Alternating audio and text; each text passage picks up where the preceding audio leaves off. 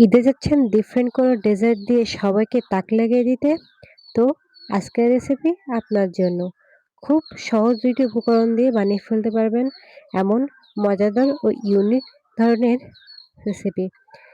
এটা বানানো যতটা সুন্দর কিন্তু খেতে কিন্তু দুর্দান্ত।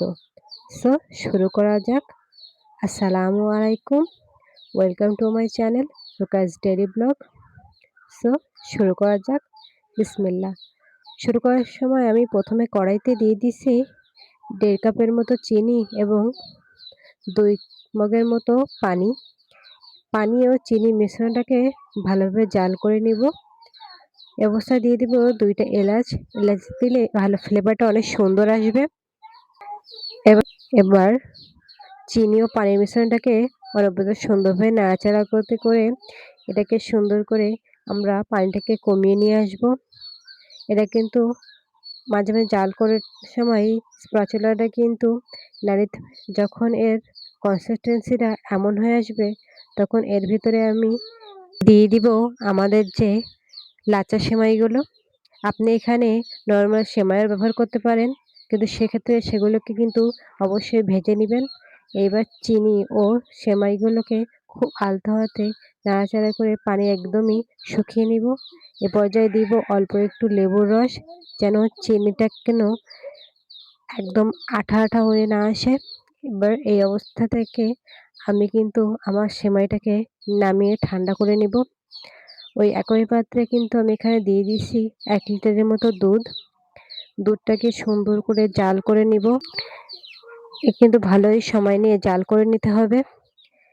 এই যে জাল করে নেওয়ার পরে এখানে আমরা এবার অ্যাড করে দিব অল্প গুঁড়া দুধ এবং যেহেতু আমরা আমাদের সেমাইতে ভালো চিনি ব্যবহার করেছি, তার জন্য এখানে দিয়ে দিব মাত্র ২ টেবিল স্পুন চিনি। আপনারা যদি মিষ্টিতে লবণ খেতে পছন্দ করেন, তাহলে আপনারা এই টাইমে অল্প একটু লবণও অ্যাড করে দিবেন। এবার সুন্দর করে নাড়াচাড়া করে একদমই দুধটাকে শুকিয়ে আসলে এমন কনসিস্টেন্সিতে চলে আসবে। তখন এটাকে আমি নামিয়ে ঠান্ডা করে নিব। এবার এখানে আমি একটি ছোট মেজারমেন্ট কাপের ভিতরে ওই যে সেমাইয়ের মিশ্রণটা বানিয়েছিলাম, ঠান্ডা হওয়ার পর এটা এমন মাঝারি শক্ত আকার ধারণ করেছে। এবার এটাকে সুন্দর করে হাত দিয়ে চেপে, চেপে একটা সুন্দর বাটির শেপ দিয়ে দিব। আপনারা এখানে চাইলে ছোট কোনো পাত্রের ব্যবহারও করতে পারেন। কিন্তু আমি এখানে মেজারমেন্ট কাপ নিয়েছি, যেটা অনেক সুন্দরভাবে শেপ হয়ে যাচ্ছে। আমি কিন্তু অল্প ঘিও নিচে ব্রাশ করে নিয়েছিলাম। এই যে খুব সহজেই কিন্তু আমাদের সেমাইয়ের ডেজার্টটা তৈরি হয়ে গেছে। আমি একা, একা কিন্তু সবগুলো সেমাইয়ের যে বাটিগুলো সুন্দর করে তৈরি করে নিয়েছি।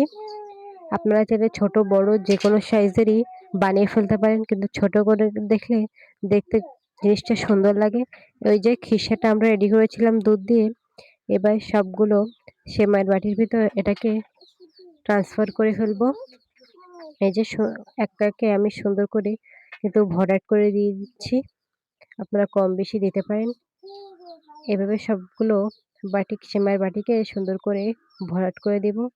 এবার দেখতে সুন্দর ও খেতে মজা হওয়ার জন্য উপর থেকে একটু পেস্তা বাদাম ও আমন্ড কুচি দিয়ে দিচ্ছি। ডেকোরেশনের জন্য আপনারা যেকোনো কিছুই ইউজ করতে পারেন।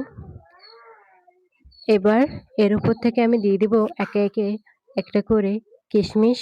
কিশমিশটা দিলে দেখতে যতই সুন্দর লাগে, খেতেও কিন্তু অনেক মজা লাগে। এই যে আমার সেমাইয়ের ডেজার্ট একদমই রেডি। হঠাৎ করে কেউ দেখলে কিন্তু বুঝবে না এটা সেমাইয়ের ডেজার্ট। অবশ্যই এটা বাসায় একদিন হলেও বানিয়ে দেখবেন। আমার ভিডিও ভালো লেগে থাকলে অবশ্যই আমার চ্যানেলের পাশেই থাকবেন এবং থ্যাংকস ফর ওয়াচিং। আল্লাহ হাফেজ। আসসালামু আলাইকুম।